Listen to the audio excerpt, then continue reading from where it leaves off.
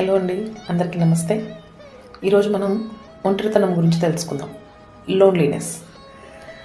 చాలామంది మేము ఒంటరిగా ఉన్నామని, మేము ఏమీ చేయలేకపోతున్నామని చాలామంది ఫీల్ అవుతూ ఉంటారండి. అలా ఎప్పటికీ మీరు ఒంటరి వారని మీ అంతకు మీరు అనుకొని ఫీల్ అవ్వద్దండి.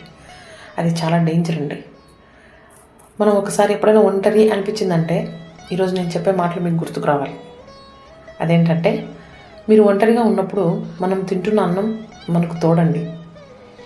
అలాగే మనం త్రాగే నీరు కూడా మనకు తోడు అనే అనుకోవాలి. మనం పీల్చే గాలి అది కూడా మనకి తోడే కదండి. అది మనల్ని వదిలిపోదు, మన వెంబడే ఉంటుంది. అలాంటప్పుడు ఇవన్నీ మన తోడే కదా. అలా ఎప్పటికీ ఒంటరిగా ఉన్నామని మనం అనుకోకూడదు, ఎప్పుడు ఎదుటి వారికి కూడా చెప్పకూడదు. అలాగే మనం వేసుకునే బట్టలు కూడా మనకి ఎప్పటికీ తోడుగానే ఉంటాయండి. తోడుగా నీడగా ఉంటాయి అవి. దయచేసి మీరు ఒంటరిగా ఉన్నారని మీ మనసుకి చెప్పి ఎదుటివారికి తెలియజేసేలాగా మాత్రం ఎప్పటికీ చేయొద్దండి. అలా చేశారంటే చులకనగా చూస్తారు, ఎగతాళి చేస్తారు.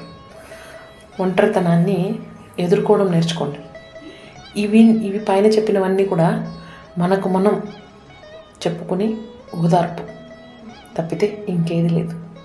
ఓకేనా? మనం ఎదుటికి చెప్పుకుంటే చాలండి.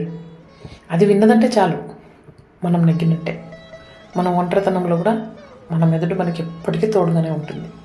దాంతో మాట్లాడండి, దాంతో గెయిన్ చేయండి, దాంతో కొట్లాడండి.